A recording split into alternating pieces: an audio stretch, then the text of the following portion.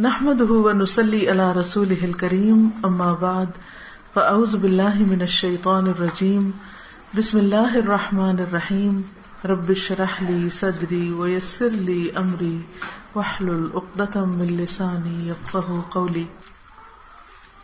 الحمدللہ ذوالحج کا مہینہ شروع ہو چکا ہے اور ہم اس کے پہلے عشرے میں ہیں. ذوالحج کا یہ پہلا عشرہ سارے سال پہ بھاری.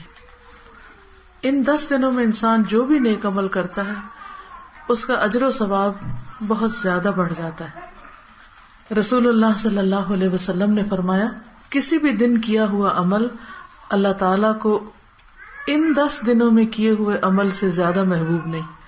یعنی آپ جو بھی اچھے اچھے کام کرتے ہیں جو اللہ تعالیٰ کو پسند آتے ہیں آپ سے، ان سب کے مقابلے میں یعنی کام وہی ہوتا ہے جو بھی نیکی کا کام آپ کرتے ہیں. نماز پڑھتے ہیں، روزہ رکھتے ہیں، صدقہ خیرات کرتے ہیں، ذکر اذکار کرتے ہیں، وہ کام عام دنوں میں بھی آپ کرتے ہیں، سال کے باقی دنوں میں بھی کرتے ہیں. لیکن جو اجر و ثواب ان دنوں میں ملتا ہے اسی کام کے کرنے کا، وہ باقی میں نہیں. تو صحابہ نے پوچھا اے اللہ کے رسول صلی اللہ علیہ وسلم، جہاد فی سبیل اللہ بھی نہیں؟ آپ نے فرمایا جہاد فی سبیل اللہ بھی نہیں مگر وہ شخص جو اپنی جان و مال کے ساتھ نکلے اور کچھ واپس لے کر نہ آئے. یعنی اس کی جان بھی جائے، اس کی سواری بھی، یعنی ہر چیز ختم ہو جائے. جیسے کبھی کوئی کریش ہو جاتا ہے نا جہاز وغیرہ، تو اس میں جہاز بھی جاتا ہے اور جہاز چلانے والا بھی اور انسٹرکٹر بھی اور سیکھنے والا بھی، سارے ختم ہو جاتے ہیں. تو وہ بالکل انیوژل سا واقعہ ہوتا ہے. تو اس کا درجہ اور اس کا مقام بہرحال اپنی جگہ ہے اور اس کا اجر بھی نیت کے ساتھ ہے. لیکن اس کے علاوہ کوئی کام جو سال بھر انسان کرتا ہے اس کے مقابلے میں جو ان دنوں میں کرتا ہے اس کا اجر و ثواب کہیں زیادہ ہے. یہ اللہ کی خاص رحمت ہے کہ اس نے ہمیں موٹیویٹ کرنے کے، ہمیں نیکیوں پر جمانے کے مختلف طریقے اور مختلف حربے بتائے. مثلا ہماری عام طور پر مشکل کیا ہوتی ہے کہ ہم ایک کام شروع کرتے ہیں، کچھ عرصہ کرتے ہیں، اس میں روح بھی ہوتی ہے، خوشی سے بھی کرتے ہیں، دل لگا کے بھی کرتے ہیں، پھر ہم تھک جاتے ہیں، پھر وہ کام ہماری روٹین بن جاتا ہے، ایک مشینی عمل شروع ہو جاتا ہے، بس ہم ایک آٹومیٹک مشین کی طرح وہ کام کرنے لگتے ہیں اور اس میں کوئی روح باقی نہیں رہتی. پھر کیا ہوتا ہے، پھر رمضان آتا ہے، پھر دوبارہ سے ہر چیز تازہ ہو جاتی ہے. رمضان گزرتا ہے، پھر آہستہ آہستہ پھر ہم اس روٹین میں آنے لگتے ہیں.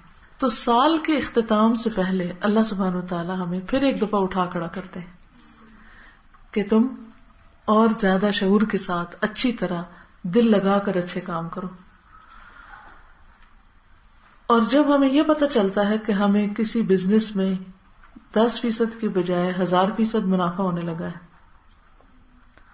تو پھر ہم اور زیادہ محنت کرتے ہیں. جیسے آپ نے دیکھا ہوگا کہ مختلف جو بزنسز ہیں ان کے کچھ مخصوص دن ہوتے ہیں جن میں سیل بہت ہوتی ہے. مثلا مٹھائی کی دکان، ان کی سیل کب ہوتی ہے زیادہ؟ عید کے دنوں میں، شادیوں پہ. جیولرز کی سیل شادیوں کے موسم میں. اسی طرح باقی بھی آپ نے دیکھا ہوگا کہ مختلف جو بزنسز ہیں ان کا ایک پیک ٹائم ہوتا ہے اور اس میں جو دکاندار ہوتا ہے وہ چھٹی نہیں کرتا، اس میں وہ لیٹ آورز تک کام کرتا ہے، بند نہیں کرتا، وہ ایکسٹرا لیبر رکھتا ہے. مثلا بچوں کے یونیفارم کا سیزن جو ہوتا ہے اسکول کھلنے کا، تو اس میں جن لوگوں کی دکانیں ہوتی ہیں یونیفارم کی، وہ ان دنوں میں جب زیادہ لے رہے ہوتے ہیں یہ کتابوں کی دکانیں، تو ایکسٹرا کام کرواتے ہیں، اوروں کو بھی ساتھ شامل کر لیتے ہیں، کیونکہ انہیں پتا ہوتا ہے کہ سال بھر کی کمائی کے دن ہے، یہ سارے سال میں اتنا نہیں کما سکیں گے جتنا ہم ان دنوں میں کمائیں گے. اسی طرح ہمارے لیے بھی یہ دن رمضان کے آخری عشرے کی راتیں اور ذوالحج کے یہ پہلے 10 دن اسی طرح کے دن ہیں کہ جن میں ہم غافل نہیں ہو سکتے، جن میں ہمیں اپنے نیک عمل کے اوپر خاص توجہ دینی ہے، اس کے لیے وقت نکالنا ہے، اس کے لیے تھکنا ہے، اس کے لیے ایکسٹرا ایفرٹ لگانی ہے. اور جو کام ہم نہیں کر پاتے عام دنوں میں وہ بھی کرنا ہے. شاید ان کی برکت سے اللہ تعالیٰ ہمیں باقی سال کے حصے میں بھی کرنے کی توفیق عطا فرمائے.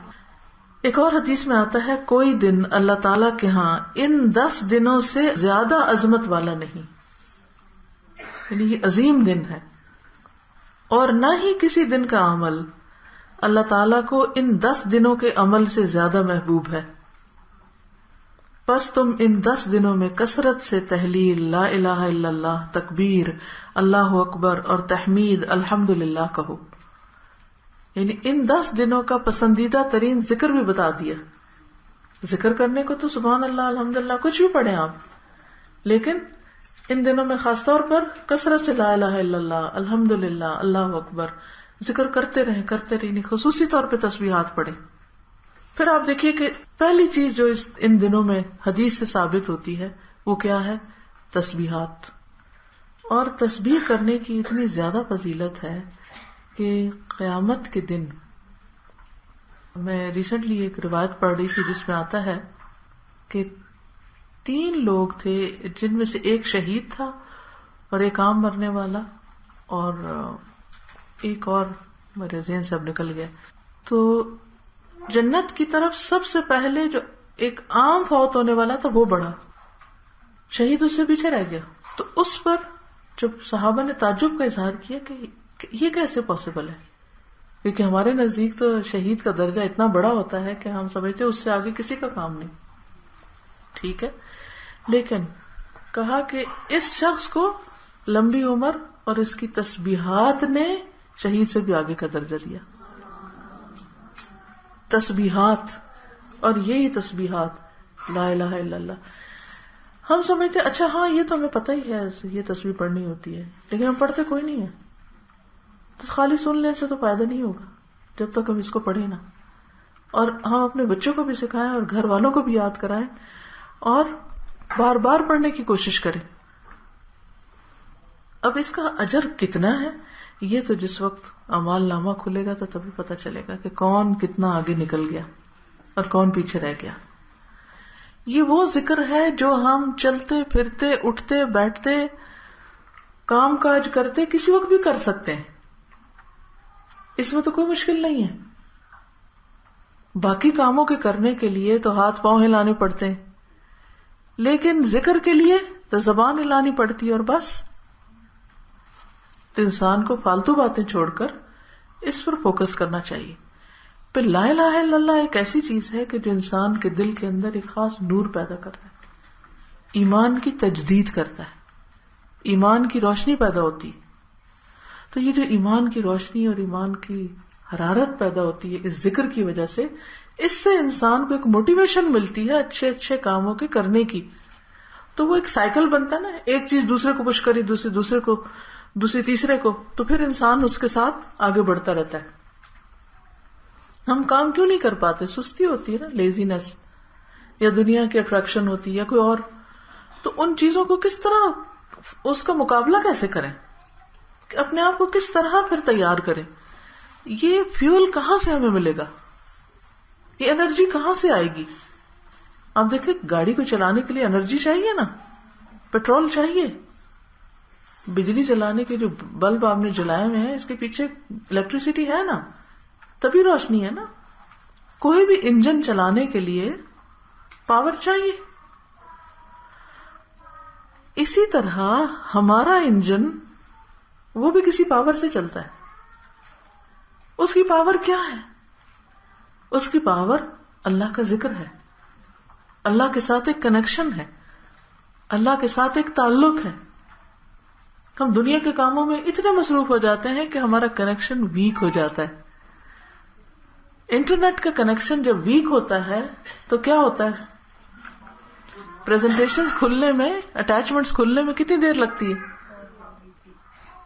چھوٹی سی فائل بھی کھولنی ہو تو مصیبت پڑ جاتی. ہوتا ہے کہ نہیں؟ تو پھر آپ کہتے ہیں اچھا کیا ہے، اس کو کیا، اس کو کیا، دیکھتے ہیں تو پتہ چلتا ہے کہ وہ انٹرنیٹ کی سپیڈ ہی کم ہے.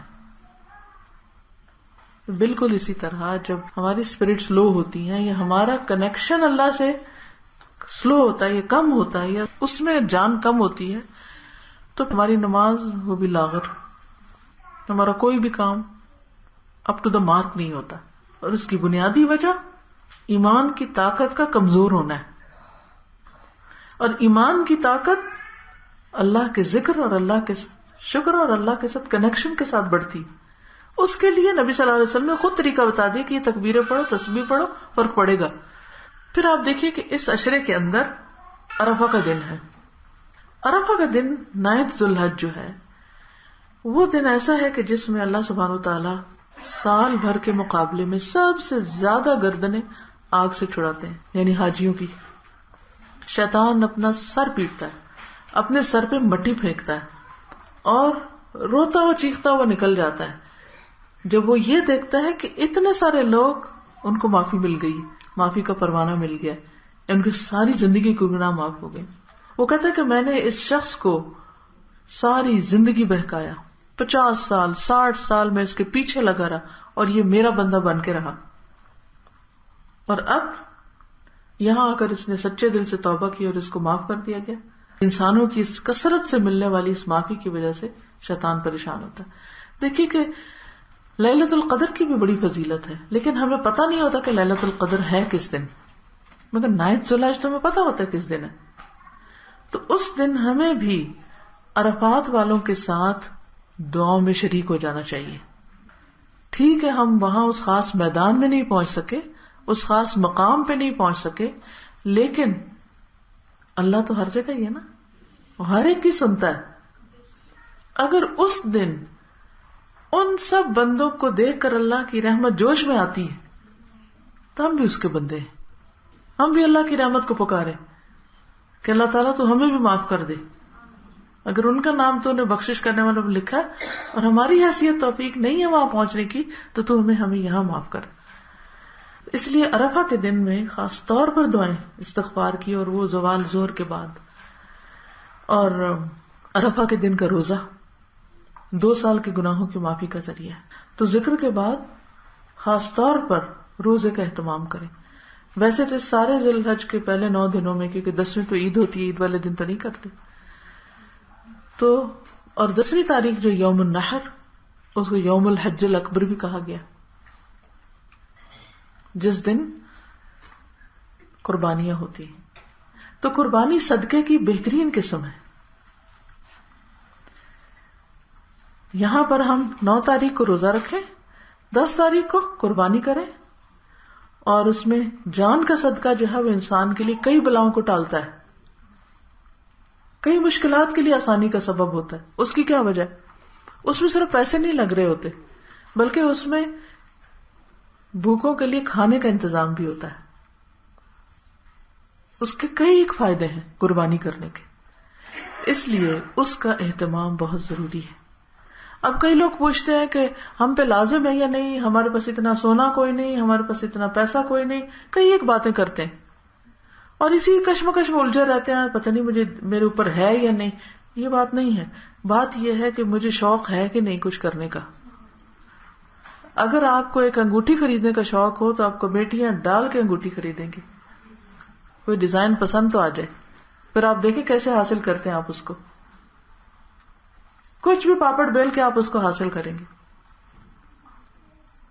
مجھے یاد ہے اپنی ایک اسٹوڈنٹ کے بارے میں کہ اس کو ہیرے کی انگوٹھی کا بہت شوق تھا، اور وہ کہتی تھی اللہ نے میری زندگی میں ساری خواہشیں پوری کیا، میری یہ آخری خواہش ہے، اس کے لیے میں نے اب کام کرنا ہے. اور وہ کام کرتی تھی اور پیسے جمع کرتی تھی، اور پھر اس کے بعد انہوں نے خریدی. اور جس دن خریدی اس دن مٹھائی لے کر آئیں کہ دیکھو میں نے ہیرے کی انگوٹھی خرید لی. تو میں نے کہا کہ شوق کی بات ہے نا، کہ انہوں نے اپنے ساتھ ایک عہد کر لیا کہ یہ میں نے پہن کے چھوڑنی ہے.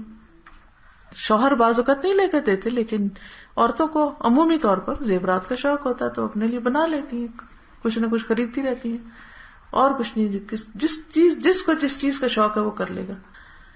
تو اگر ہیرے جواہرات سے ہماری محبت ہے تو اتنی محبت اگر اللہ تعالیٰ سے ہو جائے یا اس سے بڑھ کے ہو جائے تو یہ ہو نہیں سکتا کہ ہم قربانی نہ کریں، کسی طرح بھی کریں گے. نبی صلی اللہ علیہ وسلم بہت امیر تھے، بہت کچھ تھا آپ کے پاس، ہیرے جواہرات کے ڈھیر تھے، کہ اس کے بعد وہ کہتے ہیں ہاں اب میں ایک حصہ گائے میں ڈال دیتا ہوں، بڑا احسان ہے. آپ کو معلوم ہے کہ حضرت ابوبکر صدیق رضی اللہ تعالیٰ عنہ کو جب آپ نے امیر حج بنا کے بھیجا تو ان کے ساتھ 20 اونٹ بھیجے قربانی کرنے کے لیے اپنی طرف سے، اور جس سال آپ خود حج پہ گئے 100 اونٹ قربان کیے. 100 اونٹ. سوچیں ذرا، یعنی 100 اونٹ کی لائن بھی آپ سوچیں نا، اور گننا ہی صرف شروع کر دیں تو بھی آپ دیکھیں کہ کتنا مشکل ہو جائے. ہمارے یہاں تو پورے خاندان میں ایک اونٹ نہ ہو، کیونکہ ہم نے تو وہ پیسے کہیں اور لگائے ہوئے. اب آپ دیکھیے کہ ہر شخص کی اپنی کچھ پرائرٹیز ہوتی ہیں. کسی کو دنیا کمانی، کسی کو آخرت کمانی. کچھ دنیا کے لیے کام کرنے والے تو کچھ آخرت کے لیے کرنے والے ہوتے. ہمیشہ ہمیں ایک بات یاد رکھنی چاہیے کہ دنیا کے لیے کام تو کرنا ہے، مگر آخرت والآخرت خیر و ابقا، وہ بہتر بھی ہے اور باقی رہنے والی بھی ہے. دنیا کی جتنی بھی چیزیں ختم ہو جائیں گی، بلکہ دنیا کے ایسے شوق پیدا کریں جو آپ کی آخرت کے لیے مددگار ہوں. جیسے سلیمان علیہ السلام نے کہا تھا انی احببت حب الخیر عن ذکر ربی، میں نے مال کی محبت اپنے رب کی یاد کی وجہ سے اختیار کی کہ یہ گھوڑے جو ہیں یہ مجھے رب کی یاد دلاتے ہیں.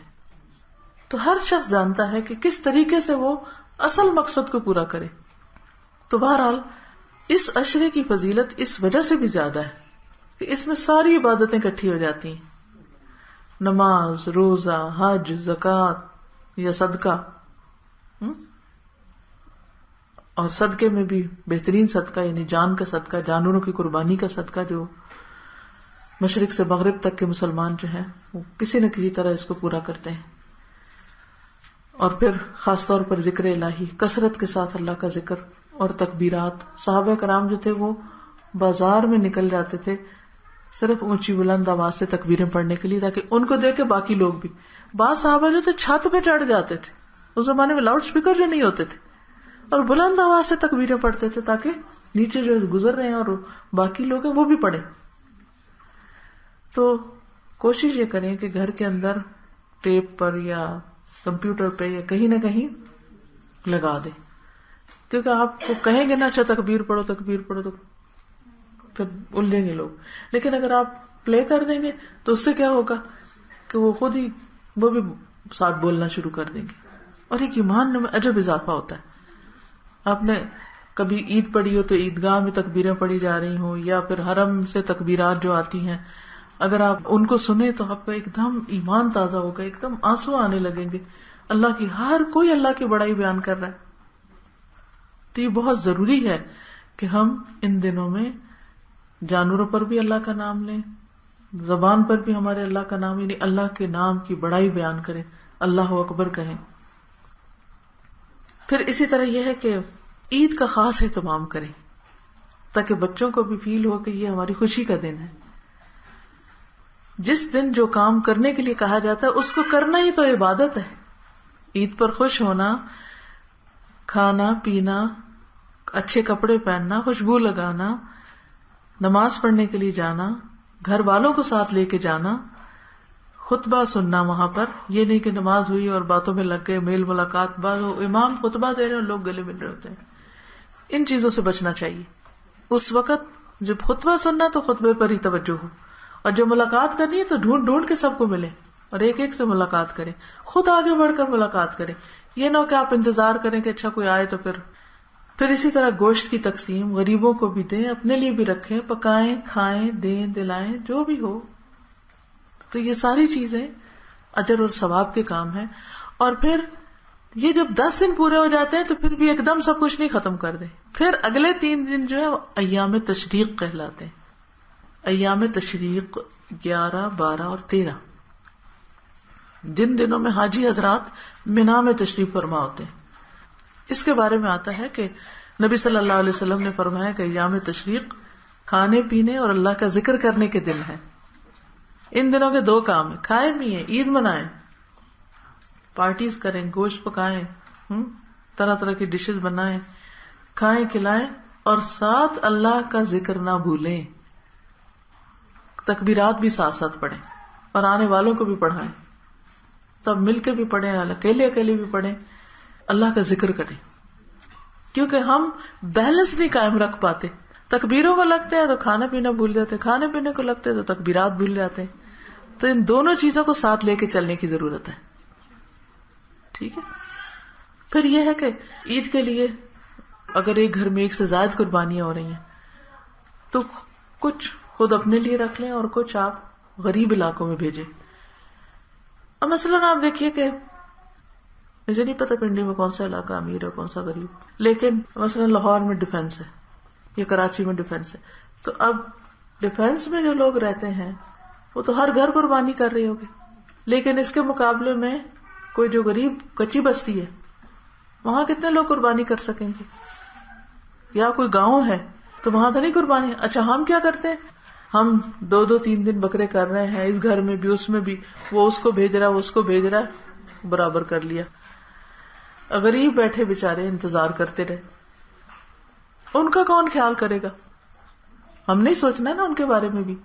تو اللہ کا شکر ہے کہ ہر سال الہدا میں غریبوں کے لیے قربانی کروانے کے لیے پیسے اکٹھے کیے جاتے ہیں, پھر بکرے خریدے جاتے ہیں اور پھر دور دراز علاقوں میں ذبح کروا کے بھیجے جاتے ہیں جہاں پر ضرورت مند لوگ ہوتے ہیں. مثلا سندھ کا ایک علاقہ ہے, وہاں پر ہماری اپنی ایک سٹاف ممبر ان کے والد جاتے ہیں اور باقاعدہ اہتمام سے ہر سال ماشاءاللہ وہاں اضافہ ہوتا جاتا ہے, لیکن پھر ہر سال لینے والوں کا بھی اضافہ ہو رہا ہے. لوگ دوسرے گاؤں سے ٹرالیوں پہ بیٹھ کے آتے ہیں اور انتظار کرتے ہیں, اور پھر وہ سارا گوشت کٹتا ہے. پھر سال میں وہ کہتے ہیں بس یہی ایک دفعہ ہم گوشت کھاتے ہیں جو یہاں سے لے کے جاتے ہیں. ایسے غریب علاقے بھی موجود ہیں کہ نہیں افورڈ کر سکتے. وہ پالتے بھی ہیں نا تو بیچنے کے لیے پالتے ہیں کیونکہ ان کی وہ گزر بسر انہیں پر ہوتی ہے. اگر خود ہی ذبح کر کے کھا لیں تو ایسے ہی جیسے کوئی دکان ڈالے اور روز گھر میں ہی لے آئے جو کچھ اس کی بچت ہے, تو پھر تو کاروبار ہو گیا سارا. تو بہرحال ان جگہوں تک قربانیاں پہنچانا آسان کام نہیں ہے. الحمدللہ اس سال ہر جگہ سے مرد حضرات کو بلایا گیا مختلف شہروں سے, اور ان کے ساتھ بیٹھ کے الہدا میں سے جن کی ذمہ داری تھی انہوں نے میٹنگز کی, ان کو سارے طریقہ کار سمجھایا, پھر کس طرح ذبح کرنا ہے, کس طرح لانا ہے. تو اس لیے اگر آپ میں سے کوئی بھی اس میں بھی شریک ہونا چاہے تو ہر کوئی اگر خود اپنی گاڑی لے کے کسی گاؤں میں جائے تو کتنی گاڑیاں جائیں گی, لیکن اگر ہم ڈیلیگیٹ کر دیتے تو ایک بندہ 10-20 جو بھی قربانیاں ہیں وہ لے کے ایک خاص علاقے میں وہاں پہنچ جائے اور وہاں ذبح کروا کے اور سب کو تقسیم کر دے. تو قرآن پاک میں آتا نا, اس میں سے خود بھی کھاؤ اور کھلاؤ بے کس فقیر کو بھی, غریب فقیر مسکین کو بھی کھلاؤ, کیونکہ اللہ نے یہ رکھا ہی اس لیے ہے کہ ان تک بھی خیر پہنچے. اچھا بہت سے لوگ کہتے ہیں کہ اچھا اس موقع پہ کسی غریب کی مدد کر دیتے ہیں. نہیں, جو مدد آپ قربانی کے ذریعے کر سکتے ہیں نا 10 تاریخ اور پھر اس کے بعد ایام تشریق, اللہ تعالیٰ کو سب سے زیادہ جو محبوب عمل ہے وہ جانوروں کا خون بہانا ہے. کوئی دوسرا عمل اس کے برابر ہی نہیں ہے اس وقت. اگر آپ یہ کہیں کہ اس وقت میں کسی کو کپڑے خرید کے دے دوں یا میں اس وقت کچھ اور کروں, تو نہیں, اس وقت یہی کرنا ہے. اور اس کا دوہرا فائدہ ہے, ایک غریب کو تو گوشت ملے گا ہی, مگر اس کے ساتھ اپنا تزکیہ بھی ہوتا ہے. خاص طور پر اگر آپ قربانی کے قریب کھڑے, آپ کے سامنے اگر بکرا ذبح ہو اور اس کا بہتا ہوا خون آپ دیکھیں تو اس خون کا بھی ذکر اللہ نے قرآن میں کیا. لن ینال اللہ لحومها ولا دماؤها ولکن ینالہ التقوی منکم, کہ اللہ کو خون اور گوشت نہیں پہنچتا, تمہارا تقوی پہنچتا. یہ تقوی پیدا ہوتا ہے جب آپ وہ خون دیکھتے ہیں نا تو دل کے اندر ایک عجیب چیز اچھلتی ہے, ایک اللہ کی خاص محبت جاگتی ہے اس وقت, جو اس منظر کو دیکھ کے ہوتا ہے کہ اس جانور کو اللہ کا نام لے کے بسم اللہ واللہ اکبر کہہ کے اس کی جان لی گئی ہے ایک طرح سے. اور وہ کس طرح بڑے سے بڑا جانور جو ہے جیسے اونٹ ہے, گائے ہے, چھوٹے تو بس ہی لیٹے ہوتے ہیں, لیکن اگر آپ گائے کو لیٹے ہوئے دیکھتے ہیں یا اونٹ کو لیٹتے ہوئے دیکھتے ہیں تو ایک عجیب دل پہ کیفیت چھاتی, اس سے بھی ایک ایمان بڑھتا ہے, اس سے پھر اللہ کی یاد آتی ہے کہ اللہ کی کیا قدرت ہے, اللہ نے ان جانوروں کے اندر جان ڈال کے ان کو ہمارے فائدے کا بنایا. ایک تو اتنا ڈیڈ چیز ہوتی ہے, اس کے اندر کوئی جان نہیں, جہاں پڑی ہے پڑی, وہ ٹوٹ جائے کچھ ہو جائے تو اتنا ہوتا ہے مگر اتنا نہیں. لیکن ایک جان جب خاص طور پر گڑ گڑ جب اس کے گلے میں ہو رہی ہوتی ہے تو انسان کو اپنی موت بھی یاد آتی ہے. اور کئی چیزیں ہوتی ہیں, آپ اس کا تجربہ کریں. صحابیات اپنے ہاتھوں تک سے قربانی کرتی تھی اور اس سے انسان کے اندر ایک جرت بھی آتی, ایک خوف ختم ہوتا ہے. وہ بعض لوگ کہتے ہیں نا ہائے ہائے میں خون نہیں دیکھ سکتی, تو اگر ہر سال قربانی کا بچپن سے ہی آپ دیکھ رہے ہیں تو دیکھ لیں گے. کیونکہ کچھ چیزیں ایسی ہوتی ہیں زندگی میں آپ کو نہیں پتا کہ کہاں کیا دیکھنا پڑ جائے، تو وہ مر جائیں گے ان کو دیکھ کے. بہادر ہونا چاہیے مومن کو، بزدل نہیں ہونا چاہیے.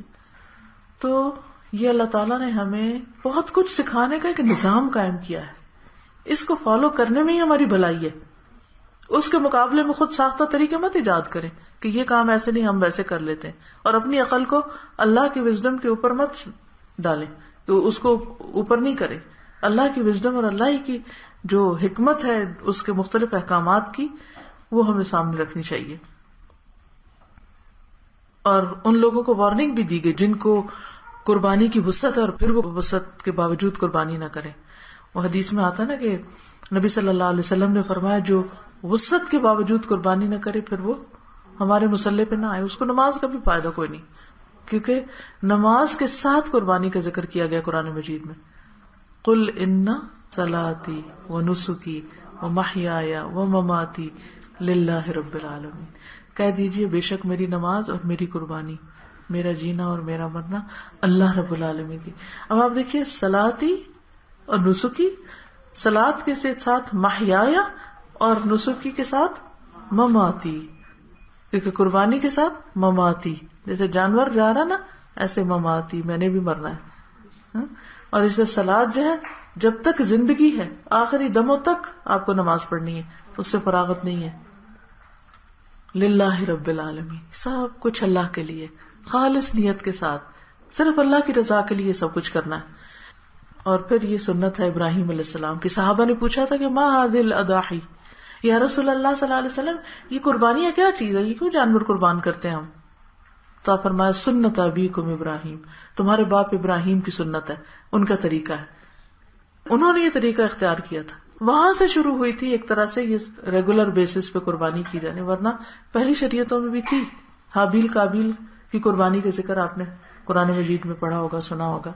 اور وہ آدم علیہ السلام کے بیٹے تھے. اس سے یہ پتہ چلتا ہے کہ بہت ارلیسٹ اسٹیج پر قربانی کا حکم تھا، اور اس کے بعد بھی قربانیاں ہوتی رہی، کیونکہ اللہ نے ان جانوروں کو بنایا ہمارے لیے. تو جب ہم عام دنوں میں ذبح کر کے گوشت کھاتے ہیں تو پھر ایک خاص موقع پر اللہ کے لیے اس کو ذبح کرتے ہیں. اور وہاں تو ابراہیم علیہ السلام نے تو اپنا بیٹا ذبح کیا تھا جس کو اللہ نے بچا لیا. کس طرح اس کو اپنے ساتھ لے کے جاتے ہیں اور مکہ سے نکل جاتے ہیں اور مینا جاتے ہیں کئی میل دور چلتے چلتے، ظاہر ہاتھ میں چھری بھی ہوگی اور بیٹا بھی ساتھ جا رہا ہوگا، اور بیٹا بھی بڑھاپے میں ملا اور وہ اب ینگ ٹین ایجر ہے. اس ایج کے بچے جو ہوتے ہیں جو بالکل ینگسٹرز ہوتے ہیں، وہ ایک ماں باپ کے دلوں میں خاص تنگ بھی کریں پھر بھی بہت پیار ہوتا ہے ان کے ساتھ. اور ابراہیم علیہ السلام تو کبھی کبھار آتے تھے وہاں، وہ تو ماں نے ہی پالا تھا بیٹا، اور پھر ماں نے بھی کچھ نہیں کہا. اچھا اللہ کا حکم ہے. بیٹے سے پوچھا اچھا تم کیا کہتے ہو.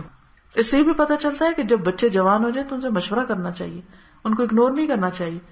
اگرچہ انہوں نے خواب دیکھی، اللہ کا حکم سمجھا، لیکن بیٹے سے پہلے پوچھا کہ اے بیٹے تم کیا چاہتے ہو، کیا کروں؟ تو انہوں نے کہا یا ابت افعل ما تؤمر، آپ وہ کر لیں جو اللہ نے آپ کو حکم دیا، میں حاضر ہوں اس کے لیے. تو انہوں نے اس کو الٹا لٹا دیا اور پھر اس کے اوپر چھری پھیری. وَنَادَيْنَاهُ أَن يَا إِبْرَاهِيمُ قَدْ صَدَّقْتَ الرُّؤْيَا، تو امتحان میں کامیاب ہو گیا، اپنا خواب سچ کر دکھایا. اور پھر اس کی جگہ وَفَدَيْنَاهُ بِذِبْحٍ عَظِيمٍ، ہم نے ایک عظیم قربانی کے ساتھ اس بچے کو بچا لیا، یعنی فدیہ دے دیا اس کا. یہ سورۃ الصافات کی آیات ہیں جس میں اللہ تعالیٰ فرماتے ہیں اور ابراہیم علیہ السلام نے کہا میں اپنے رب کی طرف جاتا ہوں، ان قریب وہ میری رہنمائی کرے گا. اے میرے رب مجھے صالحین میں سے اولاد عطا کر. یعنی ابھی بچہ نہیں ہوا، یہ اس وقت کی بات ہے. تو ہم نے اس کو ایک حلیم بردبار لڑکے کی بشارت دی. یہ جو حلم ہے نا، ٹھہراؤ، برداشت اور اچھی طرح کام کرنا، یعنی سوچ سمجھ کے کرنا، ٹھنڈے دل دماغ سے، یہ صفت بھی اللہ کو بڑی پسند ہے. اسی لیے اسماعیل علیہ السلام کے لیے اللہ تعالیٰ فرماتے ہیں کہ ہم نے اس کو حلیم بچے کی بشارت دی. صرف بچہ نہیں، حلیم. اچھا یہ حلیم کیا ہے، یعنی ٹھہراؤ کیا ہے؟ یہ ٹھہراؤ یہ ہے کہ ایک وفد تھا وفد عبد القیس، بحرین کی طرف سے یہ وفد آیا تھا نبی صلی اللہ علیہ وسلم کی خدمت میں، اور بہترین وفد قرار پایا. یہ لوگ مدینہ آئے کافی مسافت طے کر کے، جب مسجد نبی کے قریب پہنچے اور حضور صلی اللہ علیہ وسلم کو دیکھا تو سواریوں سے کود پڑے اور سب آپ کے پاس فوراً پہنچ گئے ملاقات کرنے کے لیے.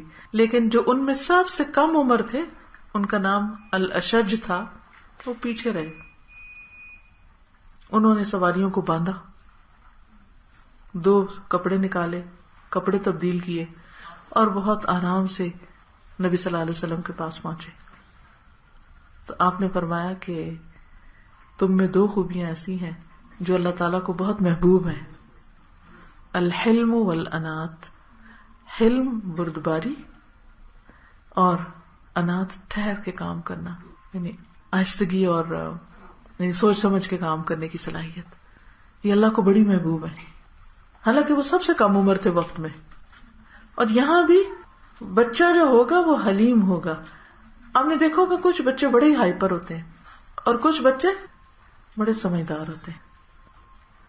بچپن سے ہی پتہ چلتا ہے کہ ان کے اندر ایک خاص سمجھداری ہے. ٹھیک ہے، بچہ ہونے کے ناطے شرارتیں کرتے ہیں وہ بھی، لیکن بڑا فرق ہوتا ہے. تو ہم نے اس کو حلیم لڑکے کی بشارت دی. یہ حلم کیا ہوتا ہے؟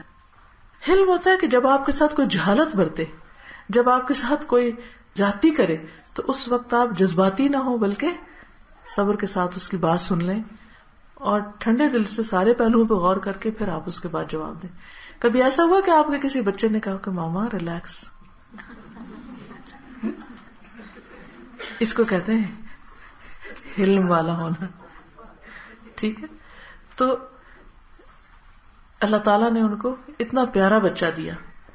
وہ لڑکا جب اس کے ساتھ دوڑ دھوپ کرنے کی عمر کو پہنچ گیا، یعنی بڑے ہو گئے بچہ، تو ابراہیم نے کہا بیٹا میں نے خواب میں دیکھا کہ میں تجھے ذبح کر رہا ہوں، تیرا کیا خیال ہے؟ اس نے کہا اے میرے ابا جان، جو آپ کو حکم دیا گیا کر ڈالیے، آپ انشاءاللہ مجھے صابروں میں سے پائیں گے. تو جب ان دونوں نے اطاعت کی اور اسماعیل کو ماتھے کے بل گرا دیا اور ہم نے ندا دی کہ اے ابراہیم تو نے خواب سچ کر دکھایا، بے شک ہم نیکی کرنے والوں کو ایسی ہی جزا دیتے ہیں. بے شک البتہ یہ ایک بہت واضح امتحان تھا، بلاؤں مبین، کھلی کھلی آزمائش، اور ہم نے ایک بڑی قربانی کے ذریعے اس کا فدیہ دیا. یعنی جبرائیل علیہ السلام ایک اور مینڈا لے کر آگے، اور جب ابراہیم علیہ السلام نے آنکھوں سے پٹی اتاری تو بیٹے کی جگہ مینڈا ذبح ہو چکا تھا، اور ہم نے بعد والوں میں اس کا ذکر خیر قائم کر دیا. تو جو انسان قربانی کی سطح پہ جیتا ہے، قربانیاں کرتا ہے، اس کا ذکر خیر ہر جگہ ہوتا ہے.